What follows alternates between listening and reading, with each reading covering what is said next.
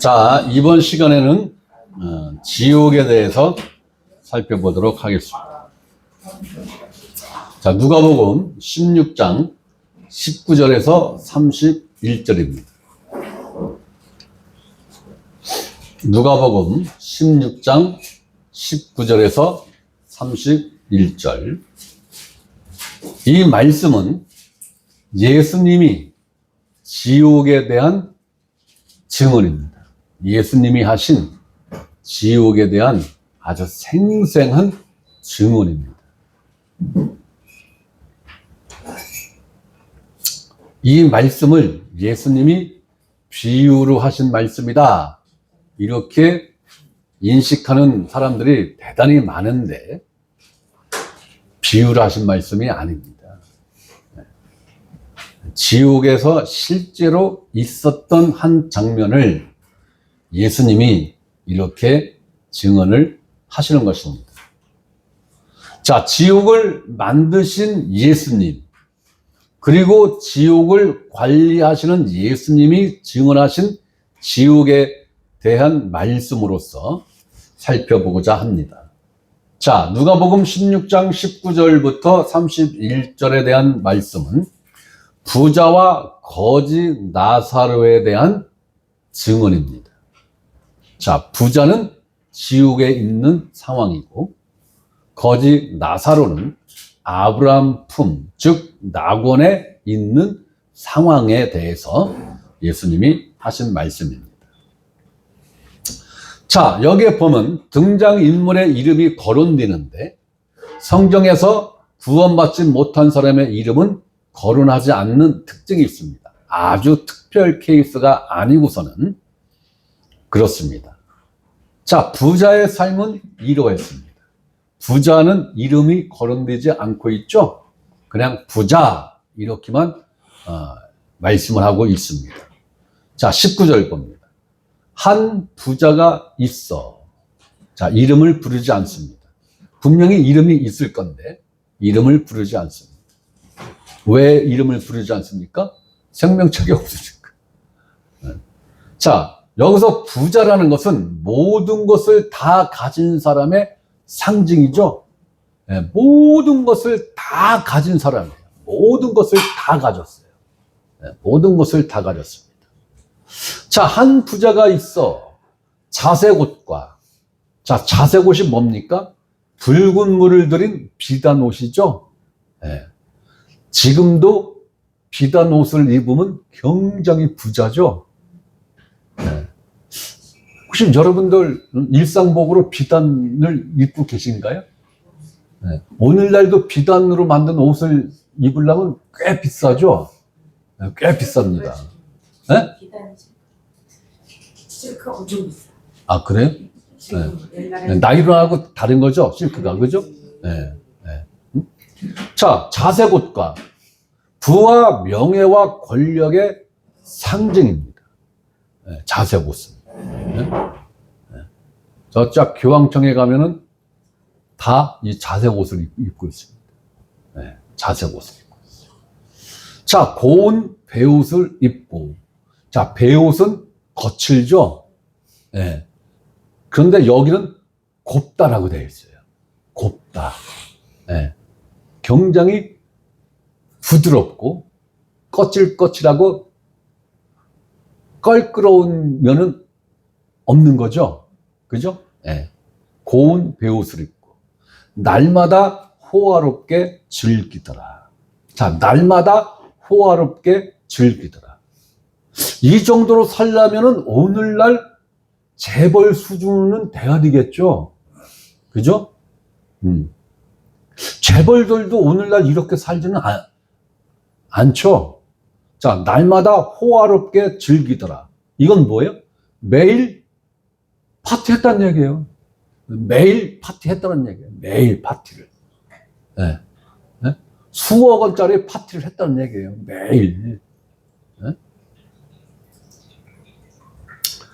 이 대목에서 이 부자의 재력을 우리는 짐작할 수 있는 거예요. 오늘날 수준으로 보면 재벌가 수준은 돼야 이게 가능한 건데, 오늘날 재벌들은 시간이 너무 없어서 이렇게 못 사는 것 같아. 네. 시간이 없어서, 돈이 없어서가 아니라 시간이 없어서 이렇게 못 사는 것 같아. 네. 오늘날 재벌들은.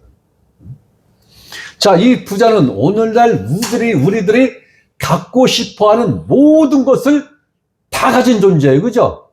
네. 네? 이 시대를 살아가는 우리들이 갖고 싶은 것 다 갖고 있어. 네? 이 부자가. 아우, 부러워 죽겠어, 아주. 네. 아우, 나는 이 부자가 갖고 있는 이 부자 발톱 밑에 낀 때만큼만 갖고 있어도 아주 여한이 없겠어, 아주 여한이 없겠어, 아주 나는. 아이고, 부러워 죽겠어, 아주 그냥. 이 말씀을 보면서 얼마나 부러운지, 부러워 죽겠어. 자, 모든 걸 다 갖고 있어. 부러워, 아주. 엄청 부러워요. 네. 자, 그런데 이 사람과 대조에서 말한 나사로는 어떠한 형편이냐? 20절을 봅니다. 그런데 19절 앞 문장과 대비를 이루는 말이죠. 나사로라 이름하는, 이름을 부릅니다. 이 거지의 이름은 나사로예요. 네. 나사로라 이름하는 한 거지가, 거지의 특징이 뭡니까? 아무것도 없어. 아무것도 없어. 첫째, 집이 없죠? 그리고 가진 토지나 통장이나 재산이 아무것도 없어. 네. 네. 그리고 와이프도 없어. 네. 거지한테 시집가는 여자 있어요? 네? 와이프가 없으니까 자식이 없죠. 네. 그러니까 이 거지는 아무것도 가진 게 없어. 아무것도 가진 게 없어. 부자는 모든 걸 다 가졌어. 이 거지는 가진 게 단 한 가지도 없어. 가진 거라고는 자기 몸뚱아리하고 생명밖에 없어. 완벽한 대조를 이루고 있는 거죠. 네. 난 그래도 거지보다는 부자가 좋아. 아니 진심이에요. 나 거지가, 난 거지보다 난 부자가 좋아. 자, 이 거지는 가진 것이 아무것도 없는 사람들의 상징이에요. 거지는 한 곳에 정착하여 살지 못하는 나그네의 삶을 의미하는 겁니다. 나그네. 그래서 하나님이 율법에 나그네를 어떻게 하라고 그랬어요? 잘 대접해라. 나그네를 잘 돌봐줘라. 하나님이 그렇게 이야기했죠? 왜? 너희가 430년 동안 나그네였느니라. 나그네의 삶을 너희가 430년 동안 살았잖아. 네? 너희 조상 아브라함이 뭐라고 그랬니? 나그네라고 그랬지? 나그네야. 이삭도 나그네. 너희를 낳은 그 야곱도 나그네고, 너희도 430년 동안 애굽에서 나그네로 살았고 그 애굽인들로부터 멸시와 천대를 받았지 않았느냐. 그때를 기억해서 나그네를 대접해라. 왜? 하나님의 사람들의 이 땅에서의 삶 자체가 나그네. 우리는 나그네의 삶을 사는 거지 부자의 삶을 사는 게 아니에요. 네. 말로는 나그네의 삶을 산다라고 하면서 하나님이 그래 이제 고향으로 돌아오너라 하니까 하나님을 향해서 삿대질을 하면서 내가 11조를 얼마를 했고 내가 개척기회를 몇 개를 지원했고 이런 청구서를 하나님 앞에 바로 대빈단 말이에요. 하필이면 왜 나야? 하필이면 왜 나야? 이러고 대가리 싸매고 들어 누워서 반항하죠. 교회도 안 나가. 목사가 신방와도 문도 안 열어줘. 이 사람은 부자인 거예요. 왜? 이 땅에 갖고 있는 게 너무 많아. 이걸 놓고 가려니까 억울한 거예요. 억울한 거예요. 그래서 싫은 거예요. 오라고 하는 하나님이 싫은 거예요. 근데 거지는 가진 게 아무것도 없어요. 하나님이 얘야 그동안 고생했다 오너라 하면 감사합니다. 감사합니다. 응? 눈물도 없고 고난도 없는 그곳으로 이제서 불러주시니 이때만을 쓰고대 하면서 살았는데 하나님이 이제서 졸업장을 주시는군요. 하나님 할렐루야 감사합니다 하고 냉큼 가는 거죠.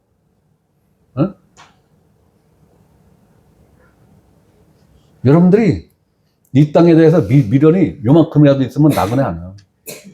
거지 아니라고요. 부자라고요. 부자인 거. 우리는 나그네예요. 우리 고향은 이 땅이 아니라고요. 우리 고향은 천성이라고. 그래서 아버지가 부르면 우리는 언제든지 본향으로 돌아갈 딱 마음의 준비를 하고 있어야 되는 거예요. 그래서 하나님이 유월절 때 허리를 동이고 신발을 신고 지팡이를 잡고 급하게 먹어라. 급하게 먹어라. 급하게 먹어라. 왜? 하나님이 사인만 딱 주면은 바로 출발을 해야 하니까 급하게 먹어라.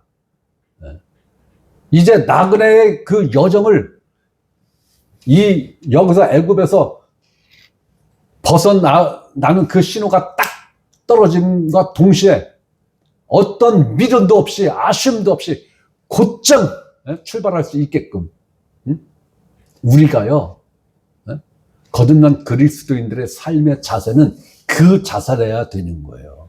신발을 신고 허리를 동이고 지팡이를 짚고 뭘 하든지 급하게 왜? 하나님이 와라 하면 예 하나님 갑니다라고 쏜살같이 달려갈 수 있는 그 준비를 하고 우리는 살아가는 거지. 신발 다 벗고 허리띠 다 풀러놓고 지팡이는 뭐 썩는지 뭐 이파리가 나는지 관심도 없고 허벌레 풀어져서 하나님 이 땅이 좁사오니 이건 뭐예요? 부자예요. 나그네 아니라고. 부자라고요. 자, 한 거지가 헌데투성이로 아이고 세상에 몸뚱아리라도 좀 건강했어야지. 그래야 여기저기 빨리빨리 돌아다니면서 잔치집을 빨리빨리 파악해서 맛있는 거라도 얻어 먹을 텐데 헌데투성이가 헌데가 뭐예요? 요즘 말로 말하면 부스럼이죠? 네, 부스럼. 부스럼 나면 얼마나 아파요. 그런데 헌데투성이라는 거예요. 그러면 머리 끝에서 발끝까지 다 헌데가 투성이라는 거죠. 그러면 건강이 안 좋다라는 거죠. 건강이 안 좋은 거예요. 건강이 안 좋으니까 이때 당시는 기동력이 걷는 거죠. 말 타는 거 아니면 걷는 건데 그지한테 말이 어딨어. 말이 요즘으로 말하면 제네시스인데 K9인데 7천만 원, 9천만 원이 어디 있어? 벤츠가 바꿔내고 뭐라고? K는 있었어? 아니, 벤츠는 2억이요. 벤츠 이제 없었는데 딴 걸로 해. 어떤 게 더 비싼데? 아, 벤츠가 더 비싼 게 2억이요. 2억, 3억이요. 벤츠는. 응? 그러니까 기동력이 없는 거예요. 걷는 것도 현찮아갖고 남들 한 시간에 사리 심리를 걸어가는 걸 얘는 오리밖에 못 걸어가. 현찮아가지고. 정보력도 없어. 기동력도 없어. 그러니까 잔치집에 가면 맨날 끄트머리 가서 구정물에 들어가기 직전인 것만 얻어먹는 거예요. 자, 건강도 없어요. 건강. 건강이 안 좋으신 분들, 나를 비롯해서. 예? 내가 건강이 안 좋으니까 이런 말도 할 수 있는 거예요. 허리 디스크 시술을 하긴 했는데, 아유, 그거 아프지? 괜찮아. 괜찮아. 완전하지 않아요. 네. 진통제 놔줄게. 네, 완전하지 않아. 네. 놀고 먹어야지 안 아픈데, 네? 일을 하니까,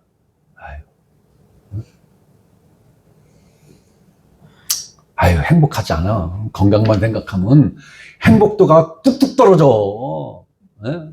뚝뚝 떨어져요. 아주 행복도가. 응?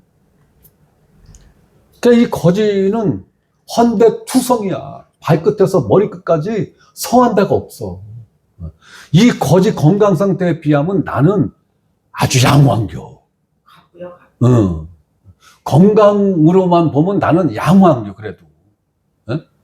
이 거지에 비하면 양호한 거예요.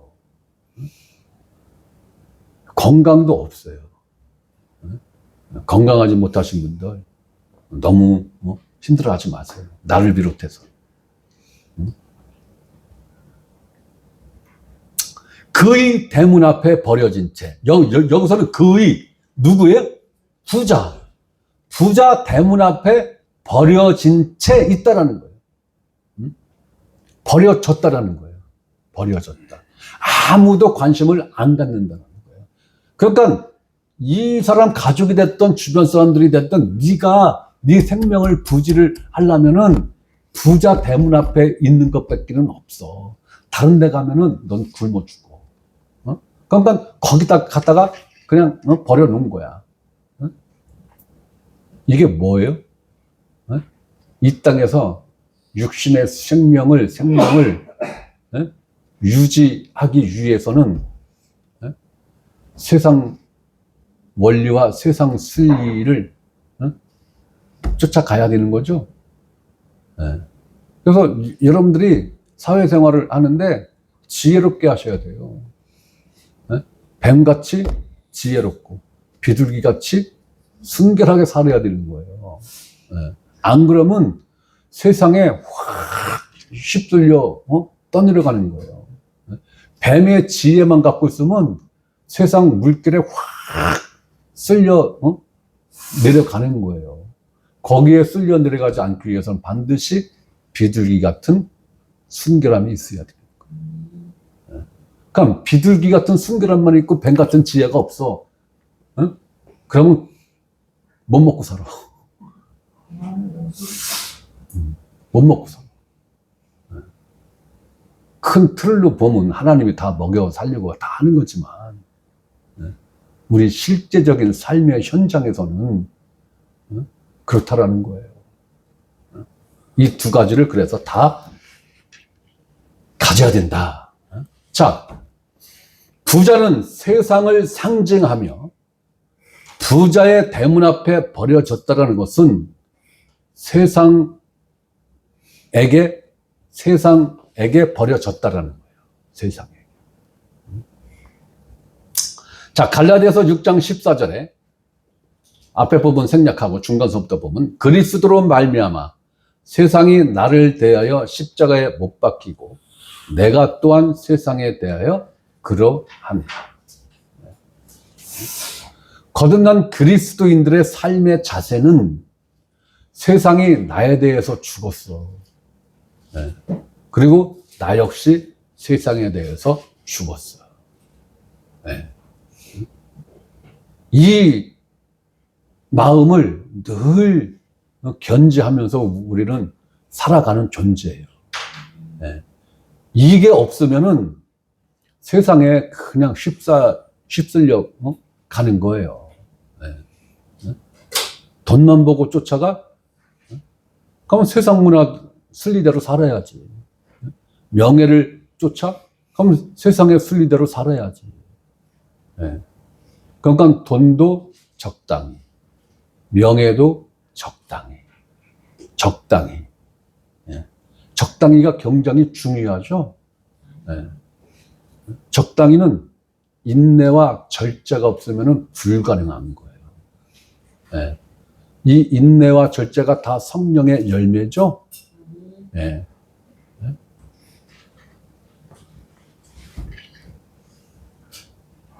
자, 21절 봅니다. 그 부자의 상에서 떨어지는 것으로 배불리려 하매. 자, 그 부자의 상에서 떨어지는 것으로 배불리려 하매. 뉘앙스가 중요합니다. 이 말씀의 뉘앙스가 배부르게 먹었다는 것입니까? 아니면 배부르게 못 먹었다는 뉘앙스예요? 못 먹어. 배부르게 못 먹었다는 뉘앙스죠? 네.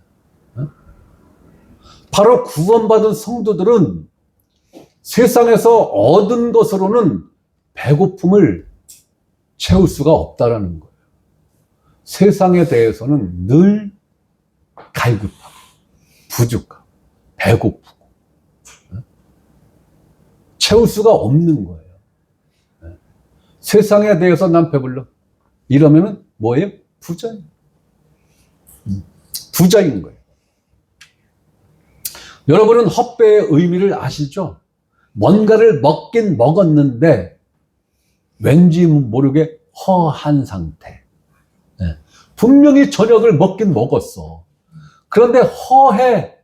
그러니까 자꾸 먹을 게 땡겨. 그죠? 즉 만족함을 못 느끼는 상태를 말하는 거죠. 세상이 주는 것으로는 영원한 만족이 없다라는 것. 없어요. 없습니다. 심지어 개들이 와서 그 헌대를 핥더라. 개가 누구를 상징한다고 그랬어요? 이방인들이라고 그랬죠? 네. 이방인들은 그 헌대를 핥아서 먹고 살아. 자, 부자와 거지 나사로의 삶이 적나라하게 비교가 되고 있습니다. 부자는 세상신, 즉 세상 임금이 주는 모든 것을 가지고 인생을 여한없이 남부러울 것 하나 없이 누리며 사는 세상 사람들을 이야기하는 것이고, 거지 나사로는 하나님을 섬기는 성도들을 대표하며 이 땅에서의 삶이 나그네의 삶임을 의미하는 것입니다. 결국 세상에서 주는 것으로는 배부름을 채울 수 없으며 오직 세상은 잠시 머물다가 가는 길가의 삶이며 위에 계시는 하나님으로만 채워지며 만족되어지는 삶이라는 것입니다. 자, 종교인들은 세상 것으로 채워지기를 소망하고 있습니다. 세상의 부, 세상의 권력, 세상의 명예. 이것을 가지면 성공한 그리스도인이야, 성공한 기독교인이야. 다 이렇게 칭송하고 있죠? 다 이렇게 칭송하고 있습니다. 그러나 그것은 누가 주는 거라고요? 세상 신이 주는 거예요. 세상에게 속한 것은 세상 신이 주는 거지 하나님이 주는 것 일도 없습니다. 없어요. 네. 그러니까 종교인들은 육체적으로는 배가 부른데 영적으로는 늘 허기가 져 있죠. 네. 늘 허기가 져 있어요. 영적인 허기를 채우고자 하니 세상의 부를 일정 부분 포기해야 되죠. 상당 부분 포기해야 됩니다. 상당 부분 포기해야 돼요. 상당 부분. 특히 사업가들은 더 심각합니다. 네. 그러니까 늘 영적 갈망은 갖고 있는데 홀딱 못 넘어와. 왜? 저기 가면 좋긴 좋은데 여기에 대해서 너무 많은 것을 가지고 있어. 네. 너무 많은, 그리고 뿌리가 너무 깊이 박혀 있어. 네. 이거를 뽑아서 나오기는 어려운 거예요. 네. 하나님이, 성령님이 뽑아서 옮겨 심기 전에는 어려운 거예요. 어려운 거예요.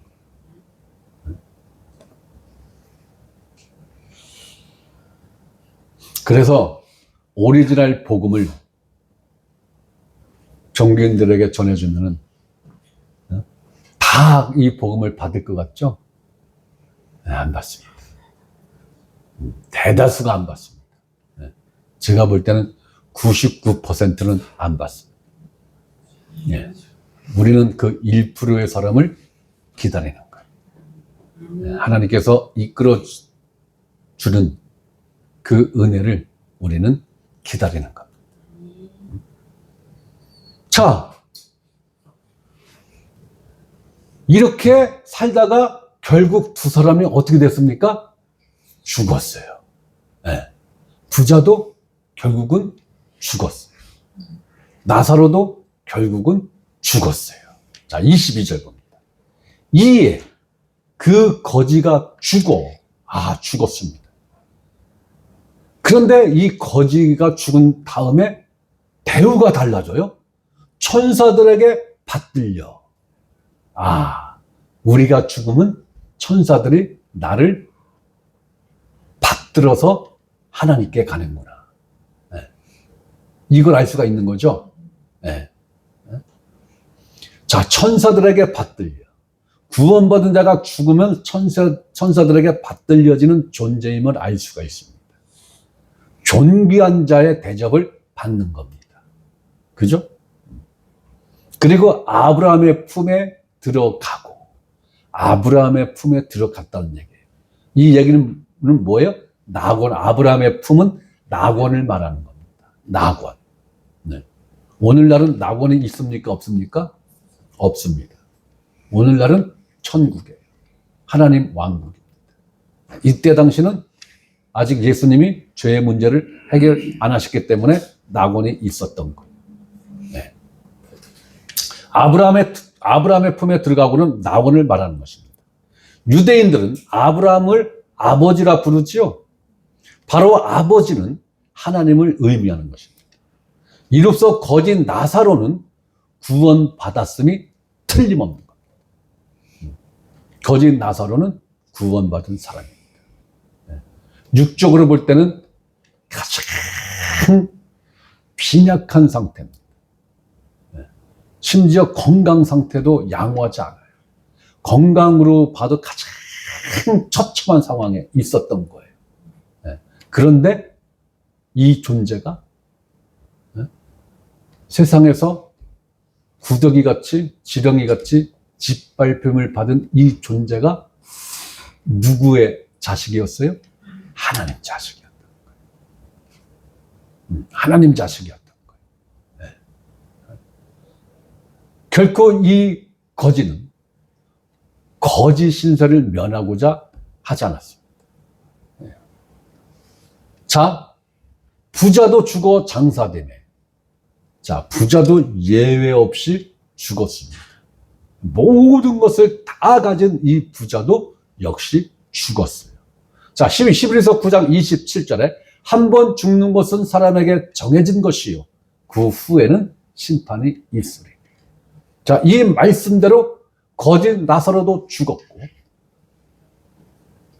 이 세상에서 부러울 것 하나 없이 모든 것을 다 갖고 누리던 이 부자도 결국 죽었습니다. 자, 23절 계속해서 봅니다. 그가 누구입니까? 부자. 그가 음부에서 어디를 말하는 거예요? 지옥을 말하는 거예요. 지옥을 말하는 거예요. 고통 중에 죽어서 영과 혼이 고통을 느낀다는 것입니다. 자, 어떤 고통입니까? 마가복음 9장 43절에서 49절 말씀을 지난주에 봤나요? 불호수와 불로 소금 찌듯하는 상황에 대해서 말씀드렸었죠. 바로 그 고통 중에 이 부자가 처해 있다라는 거예요. 그 고통 중에. 물을 들어 아브라함과 그의 품에 있는 나사로를 보고, 그러면 지옥과 낙원은 같은 장소에 있었다는 거죠. 같은 장소에 있었던 겁니다.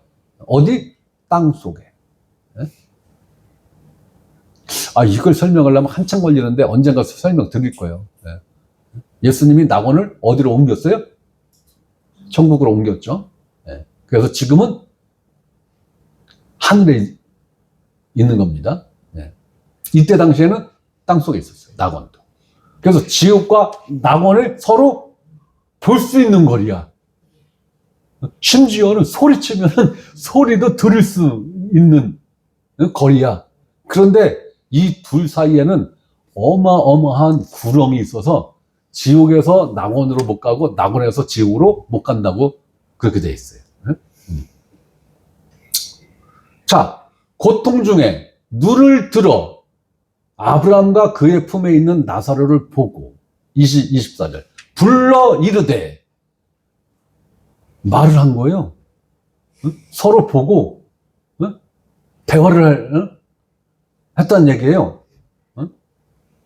자, 눈으로 보고 고통을 느끼고 말도 한다라는 겁니다. 어디서? 지옥에서. 이러니까 더 무서운 거죠. 더 살벌한 거죠. 이 땅에서 하던 신체 활동을 그대로 다 하면서 느낄 걸 느낀다는 거죠. 고통을 느낀다는 거예요. 이르되 아버지 아브라함이요. 아버지 아브라함이요. 자, 지옥에 간 부자도 아브라함의 존재를 알죠? 그 아브라함을 향해서 뭐라고 부릅니까? 아버지라고 부르죠? 하나님을 아버지라고 부르고 예수님을 나의 구주로 시인한다 하여 지옥을 면할 수 있는 건 아닙니다.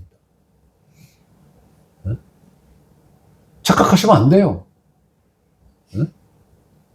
입으로 시인하여 구원에 이르고, 이 말씀을 대단히 쉽게 생각하시는데 그 시인이 무엇을 의미하는지를 알면은 헐, 이게 아니네. 금방 합니다. 자, 여기서 알 수 있는 정보는 이 부자가 유대인이라는 것이고, 그럼 나사로도 유대인이겠죠? 네. 부자와 나사로 두 사람 모두 유대인이라는 것입니다. 이것이 중요한 의미는 부자도 아브라함의 후손으로 하나님에 대해 잘 알고 있었다라는 거예요. 그죠? 네. 심지어는 성전에 가서 송아지를 잡고 부자였으니까 송아지를 잡았겠죠. 그죠? 송아지를 잡고 속죄 제사도 드렸을 거예요. 네. 그런데 지금 이 시대를 살아가는 사람들을 생각해 보면 지옥에 가는 사람들이 과연 하나님을 몰라서 지옥에 갈까요? 하나님에 대해서 잘 알아도 지옥 간다라는 거예요. 지옥 갈 수 있다라는 거예요.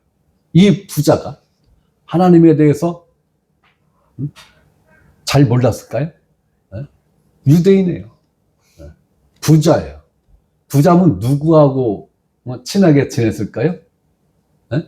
대제사장들, 레위인들하고 친하게 지냈겠죠. 매일 호화롭게 살았다고 그랬죠. 그럼 주로 어떠한 사람들이 초대를 받았을까요? 대제사장들, 제사장급들, 바리새인들, 율법사들, 서기관들, 총독, 이런 사람들이 주로 초청을 받았겠죠. 그러면 누구보다도 제사법에 대해서 잘 아는 사람이에요. 이 사람이 속죄 제사를 드리러 가면은 특권층이기 때문에 1순위, 줄 서는 것도 없어. 피켜. 제사장이 그냥 1순위로 탁 갖다가 먼저 해줘. 왜? 저녁에 가서 또 좋은 시간을 보내야 되니까. 너무나 하나님에 대해서 잘 아는 사람. 오늘날 수많은 사람들이 교회를 다니고 있어요. 그리고 교회를 다니는 대한민국 인구 5천만 중에 800만 명이 기독교인이에요. 네. 이 800만 명이 하나님에 대해서 잘 압니다. 심지어는 하나님을 아버지라고까지 아주 자연스럽게 부르고 있어요. 아버지라고. 네. 그럼 이들이 모두가 다 천국 갈까요?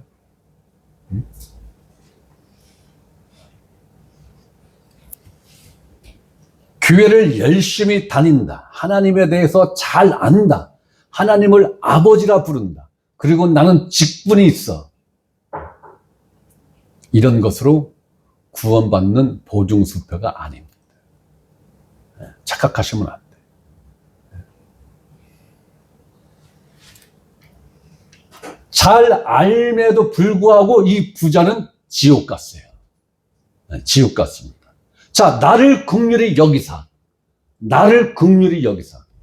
하나님이 인간을 긍휼히 여기시는 시야는 이 땅의 생명을 부지하고 있을 동안만 하나님의 긍휼이 있는 것이지, 이 육신의 생명이 끝나서 지옥 불구덩이 속에 들어간 상태에서는 하나님의 긍휼 자비 1도 없습니다. 1도 없어요. 그림자조차도 없어요. 자, 나를 긍휼히 여기사 나사로를 보내요. 하하. 육체가 살아 있을 때는 나사로가 자기 대문 앞에 버려진 채로 자기들이 먹고 남은 그 음식으로 배를 채우려고 했는데 그것마저도 배부르게 못 먹었던 이 나사로에게 신세를 지고자 하는 거죠. 이 나사로를 보내요. 그 손가락 끝에 물을 찍어. 아니, 손가락 끝에 물을 찍으면 한 방울밖에 더 됩니까?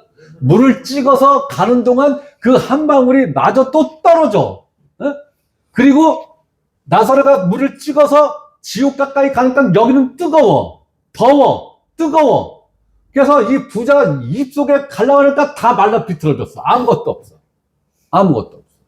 그 정도로 물이 간절한. 물이 간절한. 그렇다면 이 지옥이 어떻다는 거예요? 에어컨 바람에 살살살살 불어지면서 가장 안 좋은 저 구석덩이는 선풍기 바람이 돌아가는 그런 곳이라는 거예요? 아니죠? 손가락 끝에 그 한 방울의 물이 간절할 정도로 뜨겁다라는 거예요. 불구덩이 속에 있다라는 거예요. 바닥은 불바다. 위에서는 불꽃이 쏟아지는 거죠. 불꽃이 쏟아지는 거예요. 지옥에서 갈증 상태를 말하는 것인데 손가락 끝에 물을 묻혀야 얼마나 되겠습니까? 이것을 역으로 생각하면 그 갈증의 심각성을 우리는 짐작할 수 있는 거예요. 우리 남자분들 군대 갔다 오셨나요? 네. 유격훈련 받아보셨습니까? 네. 그 유격훈련 받을 때 가장 절실한 게 뭐예요? 가장 절실하게 느껴지는 거. 물 한 방울이죠? 네, 물 한 방울. 네. 그때 당시 나는 이제 신학교를 다니다가 이제 1학년 마치고 군대를 갔는데 술을 안 먹었을 때니까 술 생각은 안 나더라고. 근데 다른 동료들은 왜 생맥주가 그렇게 생각난다는 겨. 아주 생맥주 한 모금만 먹으면 여한이 없겠다는 겨. 그렇게 그냥 뺑뺑이 돌리고 피트체조하고 유격훈련 자체는 껌껌이요 껌. 그건 아무것도 아니요. 그거 쉬워요. 유격훈련 자체는 쉽다니까. 그죠? 예. 네. 그런데 왜 이렇게 뺑뺑이를 돌리고 피트체조를 시켜? 그것도 동작 그만을 왜 이렇게 자꾸 시켜? 아우, 미쳐. 아, 지금 생각해도 아주 치가 떨려.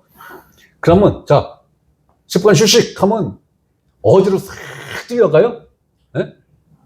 유격 훈련장이 대부분 산 속에 있어요. 평지에 없어요. 산 속에 있어요. 그리고 꼭 계곡물이 흘러.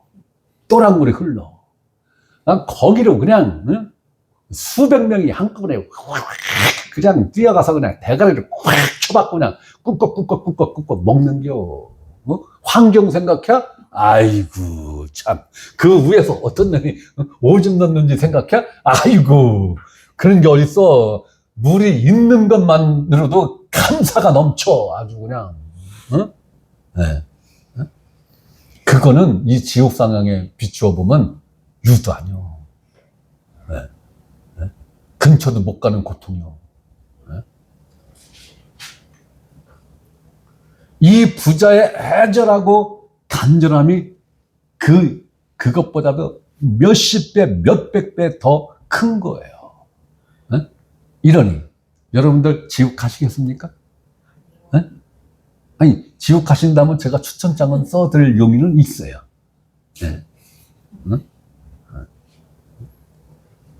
이 애절함이 지옥의 불 호수에서의 절규인 것입니다. 바로 이것이 우리의 미래라는, 이곳을 우리가 장차 가야 할 곳이라면, 여러분들 이걸 한번 심각하게 생각해 보셨어요? 네? 과연 오늘날 교회 다니는 800만 명이라는 이 사람들이 이것을 지금 생각을 한 번쯤 해봤을까요? 진짜 진지하게 한 번쯤 고민해 봤을까요? 네? 지옥이 어떤 곳인지에 대해서 들어보기는 했을까요? 네? 교회에서 지옥은 이런 곳이야 라고 예수님이 최소한 예수님 입으로 말씀하신 이 상황에 대해서만큼은 정확하게 교회에서 교인들에게 설명해주고 제시를 해줘야 될 의무와 책임감은 없을까요? 반드시 있습니다. 지옥에 대해서 가르치지 않는 교회는 교회라고 할 수 없습니다. 예수님이 하신 말씀 중에 지옥에 관해서 하신 말씀이 분량이 가장 많습니다. 그만큼 예수님도 이 지옥에 대해서 심각성을 갖고 있었던 것이고, 너희들은 반드시 이 지옥에 가면 안 돼! 라는 이 간절함을 예수님이 갖고 있었던 거예요. 단일 주제 말씀으로는 지옥에 대한 말씀이 단연코 1등입니다. 분량이. 그래서 예수님이 마가복음 9장에서 한쪽 다리를 찍어버려서라도, 한 팔을 찍어버려서라도, 한 눈을 빼서라도 너희는 지옥만큼은 가면 안 돼. 지옥만큼은 가면 안 돼. 내가 이 불꽃 가운데서 괴로워하나이다. 내가가 누굽니까? 부자요. 지옥 불구덩이 속에 지금 처박혀 있는 이 부자가 이 불꽃 가운데서 괴로워하나이다. 불꽃이 뭐예요? 불꽃이 위에서 떨어지는 거죠? 이 불꽃 가운데서 괴로워하나이다. 마가복음 9장의 상황을 정확하게 지금 이야기를 하고 있는 거예요. 지금 불구덩이 속에 처박혀 있는 이 부자가 괴로워하나이다. 위에서는 갈증의 고통을 호소하고, 여기서는 불꽃으로 인한 괴로움을 호소하고 있습니다. 여기서 괴로워한다는 것은 깊은 고민 속에 잠겨 괴로워한다는 거예요. 28절에 그 부분이 나옵니다. 자, 25절 봅니다. 아브라함이 이르되, 아브라함이 누굽니까? 하나님. 얘야. 응? 이 표현이죠? 예. 응? 누굽니까? 부자죠? 예. 부자인 얘야. 너는 살아있을 때. 언제입니까? 이 땅에서 육신의 생명이 붙어 있었을 때. 좋은 것을 받았고. 이 세상에서의 부, 단순한 부가 아니죠. 돈, 명예, 성공, 건강, 즐거움, 권력 등등. 인간이 가질 수 있는 모든 것을 다 갖고 누린 그 부자. 그리고 이 시대를 살아가는 기독교인들의 기도 제목이 절대적으로 이 범주 안에 다 포함되어 있죠. 영적인 기도 거의 없습니다. 얼마나 기도를 강력하게 하는지 하나님 보좌를 흔든대요. 아우, 나는 하나님 보좌가 그렇게 허술한 거 요즘 알았어. 아, 세상에. 하나님의 보좌를 흔드는 기도회를 한대요. 아, 우리 하나님 너무 약해. 이 약하신 하나님이 우리를 구원할 수 있을까요? 네? 인간이 하는 그 기도의 보좌가 흔들릴 정도로 약하신 하나님이라면 과연 우리를 구원할 수 있을까요? 이 구원을 유지는 시켜 주실 수 있을까요? 아휴. 자, 돈, 명예, 성공, 건강, 즐거움, 권력. 새벽 기도마다, 철야 기도마다, 개인 기도 시간마다 다 이것을 갈구하고 있죠? 이거 달라고. 이걸 받아야 축복받은 거라고. 이걸 받아야 복받은 거라고. 그런데 이런 것들은 하나님이 주시는 것이 아니라 세상의 신, 즉 마귀 사탄이 주는 선물이라는 것입니다. 그럼 하나님이 주는 선물은 뭘까요? 하나님이 주는 선물. 절대적으로 마귀는 흉내조차도 낼 수 없는 선물. 생명이죠. 생명입니다. 이 마귀 사탄이 하나님이 하는 건 거의 다 흉내를 냅니다. 거의 다 흉내를 내요. 거의 다. 요한계시록에 보면 예수님이 죽고 3일 만에 부활했죠. 그것도 재현해 냅니다. 요한계시록에 보면. 웬만한 거 하나님이 하신 것 웬만한 건 다 모방을 다 해. 비스무리하게. 그런데 할 수 없는 거 딱 한 가지. 하나님 자식을 출산하는 일은 못해. 지 새끼 뺏기는 출산을 못해. 지 새끼. 뱀의 새끼, 독사의 새끼를 뺏기는 출산을 못해. 오직 이 생명에 관한하는 사탄이 흉내를 못합니다. 모방을 못해요. 그러나 이것이 아닌 다른 것들은 대부분이 다 비스무리하게 모방을 합니다. 심지어는 광명의 천사로까지도 모방을 해요.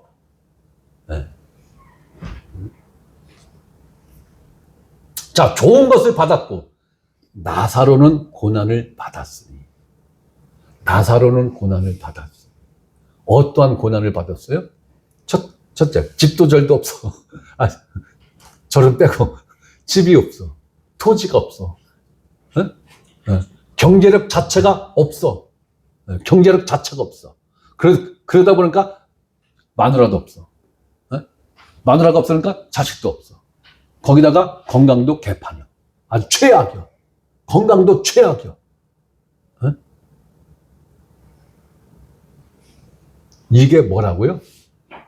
하나님이 볼 때 이게 뭐라고요? 고난받은 거예요. 고난받은 거예요. 예, 나사로는 고난을 받았으니 아무것도 갖고 있지 못한 거. 몸이 병들고 몸이 아픈 거. 이것조차도 하나님이 볼 때는 고난이구나. 내 자식이 견뎌내는 고난이구나. 그건 거예요. 제가요, 거듭나기 전에 이 정도로 아팠으면요, 병원에 입원했어요. 그러고도 안 나면 요양병원에 들어 누웠을 거예요. 저희 집사람은 개고생을 하거나 말거나 내 몸뚱아리만 편하면 돼. 나는 그렇게 살았어요. 인내심 1도 없었어요. 그런데 딱 거듭나니까, 아니, 나한테 이런 인내심이 언제부터 있었어? 가만히 생각해 보니까 거듭난 이후요.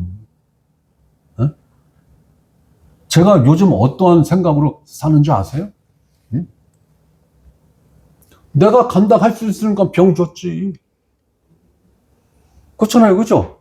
내가 이 몸으로 지금 하고 있는 일을 감당할 수 있으니까 내 몸 상태를 이 정도로 하나님이 허락을 하신 거겠지. 그러니까 일할 때 물론 아프죠. 불편하죠. 짜증나죠. 신경 쓰이죠. 집에 오면 뭐 그냥 아우 진짜 안마기 없으면 못 살아요. 마누라보다 훨씬 나아 안마기가. 자식들보다 100배는 나아 안마기가. 안마기 없으면 난 못 살아요. 그런데도 현장에서 이런 생각을 늘 하는 거예요. 하나님이 감당할 능력 줬으니까 이 일 하라고 하는 거야. 감당이 돼요. 감당이 되니까 하루 버티다 보니까 한 달 된 거고, 한 달씩 버티다 보니까 벌써 한 15개월 된 거고, 앞으로도 5년을 더 버텨야 돼. 제 생각으로는. 제 정년은 65세입니다.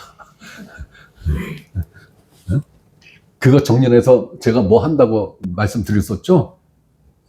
여러분들하고 하루 12시간을 같이 지내겠다고. 그거 농담으로 한 얘기 아니에요. 반드시 할 거예요. 여러분이 싫다고 하면 다른 사람으로 교체를 해서라도 난 할 거예요. 단 정년하신 분들만 올 수 있어. 정년하신 분들만. 하나님이 감당할 능력을 주었으니까. 몸에는 통증을 느껴도 이 몸으로 감당할 수 있으니까. 이 현장을 나에게 주셨다. 나는 그 강한 믿음으로 버티는 거예요. 되더라고. 견뎌지더라고. 이게 고난으로 보는 거예요. 하나님 자식들을 볼 때 그 모든 것을 다 고난으로 보는 거예요. 전도하다가 귀싸대기 맞고, 전도하다가 물뿌리 바가지로 물전진 받고, 이런 것만 고난으로 보는 게 아니라, 내 건강 상태가 안 좋은 것까지도 하나님은 고난으로 보는 거예요. 내 경제력이 안 좋은 것까지도 하나님은 내가 이 땅에서 받은 고난으로 보시는 거예요. 그러니까 우리가 위로가 되잖아요. 소망이 되고 소망이 되잖아요. 하나님이 나를 그렇게 보신다라는 거예요. 우리 김민정 자매님이 가끔 이야기하지 않습니까? 자기는 주변 모든 사람들로부터 짓밟힘을 받았다고. 그러나 그 속에서 하나님이 나에 대한 뭔가가 있지. 그거 한 가지 붙들고 지금까지 왔다고. 말씀을 하시잖아요. 우리 다 똑같은 겁니다. 처한 상황은 다 달라요. 건강 상태 다 달라요. 경제력 다 달라요. 하지만 넉넉하지는 않지 않습니까? 넉넉하지 않다라는 것 자체가 고난이라는 거예요.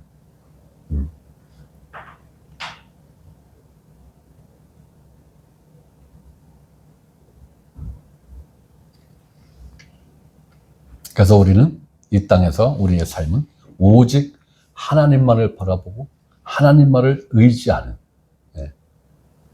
이 자세를 유지하는 삶을 사는 거예요. 그래서 신앙인은 방향성이 중요한 거예요. 방향성. 내가 어떠한 방향을 보고 그 방향을 향해서 가고 있느냐라는 이 방향성이 대단히 중요한 겁니다. 이 방향성이 바로 믿음을 이야기하는 거예요. 그럼 어떠한 방향성이냐? 오직 예수 그리스도만을 보고 가는 그 방향성. 사도 바울이 그 방향성을 정확하게 이야기했지 않습니까? 나는 오직 표대만을 바라보고 나의 달려갈 길을 난 달렸다. 그 표대가 누구예요? 예수 그리스도. 우리는 이 표대만을 보고 이 방향을 정확하게 맞춰서 그냥 뚜벅뚜벅 가는 거예요. 누구는 빨리 갈 수 있고 누구는 조금 늦게 갈 수도 있어요. 빨리 가고 늦게 가는 게 중요한 게 아니라 이 방향이 얼마만큼 정확하게 맞춰져 있느냐. 이게 절대적으로 중요한 거예요. 자, 나사로는 고난을 받았으니 이것을 기억하라. 반드시 기억하라는 예수님의 명령인 것입니다. 이제 그는 누굽니까? 나사로는 여기서 어딥니까? 낙원에서 이 위로를 받고 이 땅에서 가진 거 아무것도 없었던 것에 대한 위로, 보상을 어디서 받는다라는 거예요? 하나님 품에서 보상을 받는다라는 거예요. 그러면 이 땅에서 하나님이 보상, 곧 복을 주신다라는 거예요. 사후 세계에서 복을 주신다라는 거예요. 사후 세계에서 복 준다라는 거예요. 이 땅에서는 없어요. 없어요. 이 땅에서 받는 복은 누가 주는 거예요? 세상 신이 주는 거예요. 세상 신이 주는 거예요. 그래서 그리스도인들은 내 몸으로, 내 지식으로, 내 시간으로 그것만 딱 버는 거예요. 결국은 먹고 사는 것, 이 땅에서 먹고 사는 것, 그것만큼만 딱 주는 거예요. 그 이상으로 받는 것은 누구로부터 받는 거예요? 세상 신으로부터 받는 것이다 라고 생각하시면 크게 벗어나지는 않을 것입니다. 위로를 받고 너는 누굽니까? 부자를 말한 것이요. 괴로움을 받느니라. 어디서? 지옥에서. 어떠한 괴로움입니까? 발 밑에는 불호수, 머리 위에서는 불꽃이 쏟아지는, 폭포수같이 쏟아지겠죠. 이 땅에서 부자는 모두 지옥에 간다라는 얘기가 아닌 것입니다. 이 땅에서 부자가 된 근원이 무엇이냐가 중요한 것입니다. 하나님이 주신 복으로 부자가 되었느냐? 이 세상 신이요? 이 세상 통치자인 마귀가 준 복으로 부자가 되었느냐? 그 근본이 마귀에게 종속된 결과로 부자가 되었다면 마땅히 그 결과에 대한 책임도 져야 한다는 것입니다. 예수님은 이것을 기억하라는 것입니다. 너의 부의 출처가 무엇이냐? 네 부의 근본이 무엇이냐? 네 부의 근원이 어디서부터 나온 것이냐? 하나님은 이 출처를 보신다는 거예요. 내 믿음의 출처가 뭐냐? 네 믿음의 뿌리는 어디에 박혀 있느냐? 하나님은 이걸 보는 거예요. 그러나 많은 기독교인들은 그게 뭐가 중요해? 결과만 좋으면 됐지. 결과만. 그래서 하나님은 사람을 외모로 보신다, 안 보신다? 안 보신다. 어디를 본다? 마음 중심을 본다. 그 마음 중심을 본다는 게 무엇입니까? 너의 그 생각과 너의 그 행동의 출발점이 어디냐? 성령으로부터 출발한 봉사냐? 네 육으로부터 출발한 봉사냐? 이걸 본다라는 거예요. 네. 이 출발이 잘못됐으면 이 결과가 아무리 화려하고 아무리 훌륭하다 해도 하나님은 카운터를 안 한다라는 거예요. 여러분들이 이 개념을 반드시 가지셔야 됩니다. 네. 즉 우리가 하나님을 위해서, 교회를 위해서 하는 모든 것의 근원이 아담, 즉 육에서 나온 것인지 성령님으로 나온 것인지 그 근원에 따라 그 결과는 천국과 지옥의 차이라는 것입니다. 그래서 제가 늘 복음을 여러분들하고 나누면서 제가 가장 경계하는 게 무엇입니까? 여러분들이 복음을 지식으로 받아들여서, 이것이 1차적인 관문입니다. 지식으로 받아들여야 돼요. 지식으로 이해를 해야 돼요. 지식적으로 인정이 돼야 됩니다. 그 다음 단계가 마음 중심으로 믿어지는 거예요. 근데 마음 중심으로 이동을 못하고 계속 지식 수준에 머물러 있다면 이 사람은 구원 못 받습니다. 구원하고 전혀 상관이 없는 사람. 그러나 수많은 사람들이 이 단계에 머물러 있으면서 구원의 확신까지 갖고 있다라고 간증들을 하고 있어요. 그럼 이 지식적 단계에서 마음 중심으로 믿어지는 그 믿음이 있느냐 없느냐를 무엇을 보고 안다고요? 하나님이, 예수님이 무엇을 보고 그 나무를 평가한다고 그랬어요? 열매를 보고 그 나무 자체를 평가한다고 그랬죠? 네. 결국은 뭐가 중요한 거예요? 열매가 중요한 거예요. 열매가. 그 열매는 생명이 A면 그 열매도 A죠? 생명이 B면 그 열매도 자동 B죠? 그 열매가 곧 네가 갖고 있는 생명을 증명하는 거야. 그게 중요한 거예요. 그래서 예수님은 열매를 통해서 네 중심을 본다라는 거예요. 네 뿌리를 본다라는 거예요. 그래서 결코 하나님 앞에서는 가식이 통하지 않습니다. 꾸밈이 통하지 않아요. 자, 26절 봅니다. 그뿐 아니라 너희와 우리 사이에 큰 구렁텅이가 놓여 있어. 이건 뭡니까? 너희는 누구를 말하는 거예요? 지옥에 있는 그 무리들을 말하는 거죠. 우리는 천국에 있는 하나님을 포함한, 아브라함을 포함한 천국에 있는 그 존재들을 이야기를 하는 거고. 자, 지금까지는 단수를 사용했는데, 그죠? 부자, 나사로, 부자, 나사로. 이렇게 단수를 사용했는데, 여기서는 복수를 사용하고 있는 거예요. 너희와 우리라는 이 복수를 사용하셨는데, 이것은 지옥에 있는 모든 자들과 낙원에 있는 모든 자들을 이야기하는 겁니다. 자, 너희와 우리 사이에 큰 구렁텅이가 놓여 있어. 극복할 수 없는 장애물이라는 거죠. 지옥에서 낙원으로 옮겨갈 수 없고, 낙원에서 지옥으로 옮겨갈 수 없고, 그런데 서로가 뻔히 보인다는 거죠. 심지어는 대화도 해. 대화도 해. 자, 여기서 어딥니까? 낙원에서 너희에게 지옥으로 건너가고자 하되 갈 수 없고, 거기서 지옥에서 우리에게 낙원으로 건너올 수도 없게 하였느니라. 누가 이렇게 만들었다라는 거예요? 예수 그리스도가. 지옥을 설계하신 분이 누구예요? 예수 그리스도. 지옥과 낙원을 설계하신 분이 예수 그리스도. 지옥과 낙원을 만드신 분도 예수 그리스도. 지옥과 낙원을 관리하시는 분도 예수 그리스도. 그래서 예수 그리스도가 지옥에 내려가서 사로잡을 자는 사로잡아서 어디로 올라갔다고 그랬어요? 위로 올라갔다고 그랬잖아요. 그때 사로잡을 자는 사로잡았다라는 게 낙원을 사로잡았다. 낙원에 있는 구원받은 모든 사람들을 사로잡아서 통째로다가 옮겨가신 거예요. 모든 복음주의자들이 그 말씀을 그렇게 해석하고 있습니다.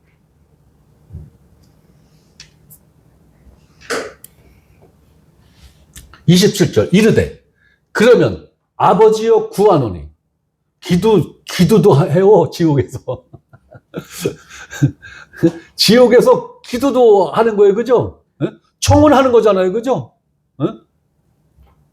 나사로를 내 아버지의 집에 보내소서. 이제 자기가 나사로를 통해서 혜택 볼 수 있는 그 길 자체가 원천 봉쇄됐어. 그죠? 이러니까 생각이 싹 바뀌는 거예요. 어디로? 아직 육신의 생명이 붙어 있는 내 형제들. 이르되 그러면 아버지여 구하노니 나사로를 내 아버지의 집에 보내소서. 그 이유는 28절 내 형제 5이 있으니 그들에게 증언하게 하여 그들로 이 고통받는 곳에 오지 않게 하소서. 어디예요? 지옥이죠. 나에게 5 형제가 아직 저 땅에서 지금 육신의 생명이 붙어 있어서 지금 살고 있는데, 내가 살던 방식 그대로 지금 그렇게 살고 있는데, 그렇다면은 그 결과는 100% 지옥에 온다는 얘기잖아요. 그죠? 이곳에 오지 않게 하소서. 지옥에서 가장 절실한 소망이 뭐이겠습니까? 내 와이프는 이곳에 안 왔으면 좋겠다. 혹은 내 남편은 이곳에 안 왔으면 좋겠다. 내 자식 새끼들은 이곳에 안 왔으면 좋겠다. 내 친정 형제 자매들이 안 왔으면 좋겠다. 이게 가장 큰 소망이지 않겠습니까? 이게. 지금 이 부자가 그 소원을 지금 청원하는 거예요. 아버지요, 내 형제들만큼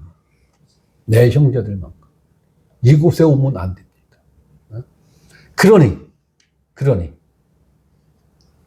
나사로를 내 집에 보내서 어떻게 하면 지옥에 안 가고 천국에 갈 수 있는가를 가서 좀 얘기 좀 하게 해주세요. 그 청원이잖아요. 그죠? 네. 자, 29절 봅니다. 그 청원에 대한 대답은 이렇습니다. 아브라함이 이르되 그들에게, 이 세상에 있는 형제들, 즉 가족들을 말하는 거죠. 그들에게 모세와 선지자들이 있으니, 모세의 율법, 즉 모세 오경에 속해 있는 율법은 죄인을 예수님께로 인도하는 몽학선생이라고 되어 있죠. 네. 선지자, 모세 오경을 제외한 모든 말씀, 성경 말씀을 의미하는 것이죠. 네. 그들에게 들을지어다. 그들에게 들을지. 자, 이 말씀을 오늘날로 표현을 한다면 뭐예요? 교회에 가서 들으라는 얘기죠? 교회에 가서 들으라. 교회에 가서. 그거밖에 없다는 거예요. 교회에 가서 들어라. 그런데 종교개혁 초창기는 아무 교회나 가도 다 구원받는데 문제가 없었어. 그런데 500년이 지난 지금은 어떤 교회를 가야 돼? 아무 교회나 무작정 그냥 발 닿는 대로 그냥 들어가면 돼요? 이 시대는 안 돼요. 이 시대는 안 된다고요. 네. 오리지널 복음을 전하고 가르치는 교회가 희귀한 시대가 됐어. 희귀한 시대. 종교개혁 전 시대. 영적으로는 종교개혁 전 시대예요, 지금. 영적으로는 종교개혁 전 시대를 우리는 살아가고 있는 거예요. 그들에게 들어야 된다는 얘기예요. 오리지널 복음을 증거하고 가르치는 그 교회에게 들어야 된다는 얘기인 거예요. 자, 30절. 이르되 그렇지 아니하나이다. 아버지 아브라함이요, 만일 죽은 자에게서 그들에게 가는 자가 있으면 회개하리이다. 전도하다 보면 이런 얘기를 참 많이 듣죠. 아니, 진짜 지옥 갔다 온 사람이 얘기하면은 나는 그 말을 믿을 것 같은데, 진짜 천국에 갔다가 온 사람이 말을 하면 나는 믿을 것 같은데, 이런 사람들이 있어요. 이 사람들은 안 믿습니다. 안 믿어. 하나님인 예수님이 직접 자기 육성으로 말한 것도 안 믿었는데, 그건 마귀 새끼의 말장난이에요. 회개하리이다. 보편적으로 이렇게 생각을 많이 합니다. 여기에 대한 대답은 아주 냉정합니다. 31절. 이르되 모세와 선지자들에게 듣지 아니하면, 즉 교회에서 구원 복음을 정확하게 듣지 아니하면 비록 죽은 자 가운데서 살아나는 자가 있을지라도, 천국과 지옥 간증이 지금 얼마나 많습니까? 다 사기예요. 다 가짜입니다. 오리지널 없어요. 성경에 어떻게 천국 갔다가 다시 천국에 갔다가, 성경에서 천국에 갔다가 돌아온 사람 딱 2명밖에 없죠? 누굽니까? 사도 바울하고 사도 요한이죠? 사도 요한. 그죠? 네. 아니, 사도 요한은 그랬잖아요. 삼층천 갔다 왔다고. 거기가 천국이에요. 요한계시록 보면 사도 요한은 천국에서 막 그냥 휘짓고 돌아다녔어. 천국 갔다가 돌아온 사람은 딱 2사람밖에 없어요. 환상이 아니라 실제로 그 영이 실제로 천국 갔다가 돌아온 사람은 없어요. 구약시대 때는 다 환상 본 거예요. 그런데 이 시대는 뭔 놈의 사람들이 그렇게 많아. 천국 갔다가 왔다는, 살아도 돌아갔다는 존재들이 다 사기예요. 지옥 갔다가 돌아온 존재가 있다는 얘기는 성경 어디에도 없어. 신약 성경에도 없어요. 굳이 한 사람 있다고 박박 우기고 싶다면 예수님밖에 없어. 그러니까 지금 이 얘기를 하는 거지, 지옥 상황을. 어? 예수님 한 분밖에 없어요. 어? 다 가짜예요. 어? 입신에서 뭐 보고 왔다? 그거 다 누가 보여준 거예요? 마귀 새끼가 보여준 거예요. 어? 천국 누가 보여준 거예요? 마귀 새끼가 보여준 거예요. 지옥 누가 보여준 거예요? 마귀 새끼가 보여준 거예요. 어? 입신 환상 그거 누가 보여주는 거예요? 100% 마귀 새끼가 보여주는 거예요. 이 시대는 100% 마귀 새끼 작품이지 성령의 작품이 아니에요. 네. 성경이 있는데 그런 입신과 환상이 왜 필요해? 필요치 않아요. 단 1도 필요치 않아요. 자, 비록 죽은 자 가운데서 살아나는 자가 있을지라도 권함을 받지 아니하리라 하였다 하시니라. 예수님이 밝힌 말씀이신 구원받는 유일한 길은 성경 말씀을 교회에서 정확하게 들어야 한다는 것. 이 길밖에 없습니다. 이 시대는 이 길밖에 없어요. 교회를 통해서 그 교회에서 정확하게 복음을 듣고 거듭나는 것, 이것 이외에는 다른 방법이 없습니다. 그러니 교회의 책무가 얼마나 막중한 것입니까? 교회의 책무가 얼마나 막중한 거예요. 그러면 이 교회에서 실질적으로 우리 육신의 귀에 이러한 복음 메시지를 증거하는 존재가 누굽니까? 일명 유대하시고 친애하시는 주의 종님이라고 자칭 이야기하는 목사들이지 않습니까? 과연 이 목사들이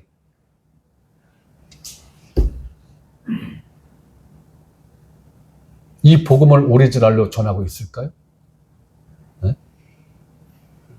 어느 교회를 가든 이 구원 복음을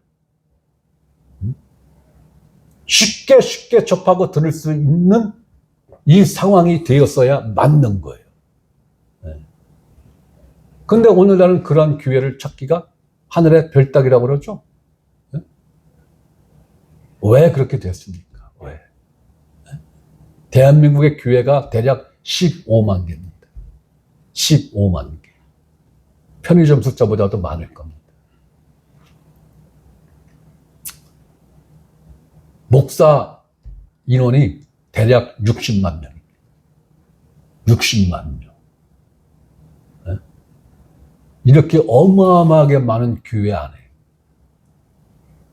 또 어마어마하게 많은 목사들이 있는데 목회자들이 있는데 왜 이 구원 복음은 실종됐습니까? 실종됐어요. 우리는 복음의 실종 시대에 우리는 살아가고 있는 겁니다. 영적 중세 시대에 우리는 살아가고 있는 거예요. 우리가 성경책을 그것도 한글로 되어 있는 성경책을 24시간 붙들고 있으면서도 성경 모르잖아요. 그죠? 네. 모르는 게 당연하지. 웃기는 소리 하고 있네. 알아야 당연한 거예요. 네. 모름은 뭔가 심각한 오류가 지금 발생하고 있다라는 증거인 거예요. 네. 여러분들이 최소한 내가 알고 있는 수준으로 성경을 여러분들이 이해하고 알고 있어야지 그게 정상인 거예요. 네? 그래야 목사가 필요 없는 시대. 네. 네? 그런데서 한번 읽어보세요. 사도행전. 거기에 뭐 목사가 있었나? 네? 없었어요. 사도 12명이 그 많은 것을, 많은 사람들을 어떻게 다 설교하고, 어떻게 다 가르쳐냈어요. 어린 반프로치 없어요. 아니라고요. 초대교회 성도들은 전도 되자마자 성경 다 아는 것 같아. 성경을. 전도 되자마자 성경을 얼마나 초고속으로 깨닫고 이해를 하는지. 우리는 너무 안이한 이 신앙생활을 지금 하고 있는 거예요. 목사에게 당연히 성경은 배워야지. 이거 누구 생각일 것 같아요? 예? 성경은 당연히 목사한테 배우는 거지. 이거 누구 생각이에요? 예? 예수님은 그렇게 말씀하시지 않았어요. 성령이 오시면 성령이 너희를 어디 가운데로 인도한다고? 진리 가운데로 인도한다고 돼 있지. 목사가 너희들을 진리 가운데로 인도한다고 성경에 어디 써 있어요? 예? 아니에요. 예? 제가요, 10년 후에도 이 설교를 이 앞에서 하고 있으면 저는 목회 잘못한 거예요. 목회 완전히 잘못한 거예요. 10년 후에도 아유, 양 목사가 해외여행을 가서 3주 동안 교회를 못 나온다고 하는데 예배를 어떻게 해야 돼요? 우리끼리 어떻게 해야 돼요? 이러면 여러분들은 교회 헛다는 거예요. 응? 야, 세상에 양 목사가 3주씩이나 해외여행을 갔어. 3주가 뭐요? 아주 그냥 1년을 갔어야지. 그래서 우리가 돌려가면서 설교 골고루 하지. 절에서 양형제 1년 동안 오지 마. 유럽에서 그냥 살아. 거기서 직장 구해서 거기서 1년 동안 살다 와. 이래야지 정상이죠? 양형제 전화해서 양형제 언제 와? 언제 와? 언제 와? 이러면은 나도 목회 속된 말로 꽝으로 한 거고 여러분들도 신앙생활 꽝으로 한 거예요. 앞으로 최대 10년입니다. 최대 10년. 10년쯤 됐을 때 목사가 필요 없는 교회가 됐으면은 그건 누구의 작품이요? 기가 막힌 성령님의 작품인 거예요. 네. 초대교회 때 역사하신 그 성령님이 이곳에서도 동일한 방법으로 동일한 능력으로 역사하신 거예요. 네? 우리는 목사가 필요 없는 교회, 네? 이게 목표예요. 네. 성경 교사가 특별하게 필요 없는 교회, 네. 이게 목표예요. 네? 네. 그래서 5년 후에 새로운 시스템으로 새로운 것을 해보겠다라는 거예요. 왜? 이 시스템으로는 안 돼. 절대로 안 돼. 이 시스템으로는 여러분들 절대로 안 돼요. 왜? 집에서 성경책 봐요? 집에서 경건서적 봐요? 안 보죠? 응? 최소한 저만큼 성경 알려면 하루에 8시간은 성경책하고 경건서적을 읽으셔야 돼요. 하루에 8시간. 최소한 몇 년 동안? 5년 동안. 5년 동안. 네. 그래서 5년 후부터는 여러분들 아침 8시에 출근시켜서 8시간 동안 성경책 읽고 책 읽힐 거예요. 그리고 치열하게 토론할 거예요. 네? 네. 그렇게 5년 하면 양형제 이제는 해외여행 좀 가 좀. 응? 아이고 6개월이나 좀 갔다 와봐 좀. 우리도 좀 설교 좀 한번 해보게. 네. 이쯤 될 거예요. 네. 그럼 저는 떠날 거예요. 네. 그러면 제 나이 한 70쯤 될 거예요. 70. 그럼 그때 또 개척해야지. 다른 지역에 가서. 예산으로 갈게요. 두 번째 개척지는 예산이요. 예산. 네. 제 목표는 그거예요. 네. 자연스럽게 될 거예요. 제가 처음에 이 생각을 터무니없이 했는데 생각을 하면 할수록 아주 구체화를 시켜줘 지금. 네. 네. 아주 기가 막힙니다. 네. 저는 그러한 교회를 체험해 보고 나는 가고 싶어. 네. 그 중심 양금모가 아니라 여러분들이에요. 그리고 여러분 중심의 양금모가 아니라 성령님이에요. 네. 그래서 저는 앞으로 5년 동안 치열하게 성경 연구를 해야지라는 말이 나와야 되는데 그 말이 아니고 직장 생활을 해야 돼요.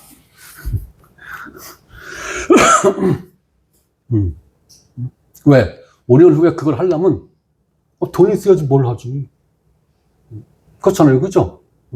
그렇다고 자꾸 빚만 지면 되겠어. 네.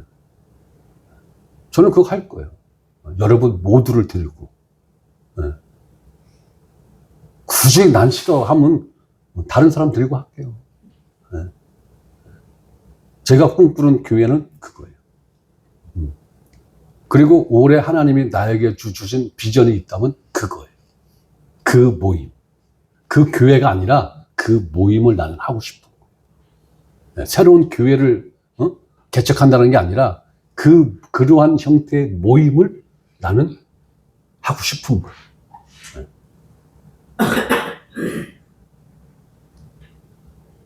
될 것 같습니다. 자꾸 위에 계신 분이 자꾸 그것을 현실화를 시켜줘. 자꾸 구체화를 시켜줘. 잘 될 것 같습니다. 여러분들에게 어떤 부담도 안 줍니다. 걱정하지 마세요. 이게 교회의 책무예요.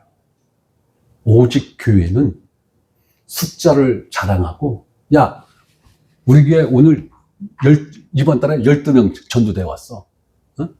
야, 기가 막혀. 그리고 재산을 수십억 가진 사람도 한 2명 있어. 야, 우리 교회 이제 발작 폈어.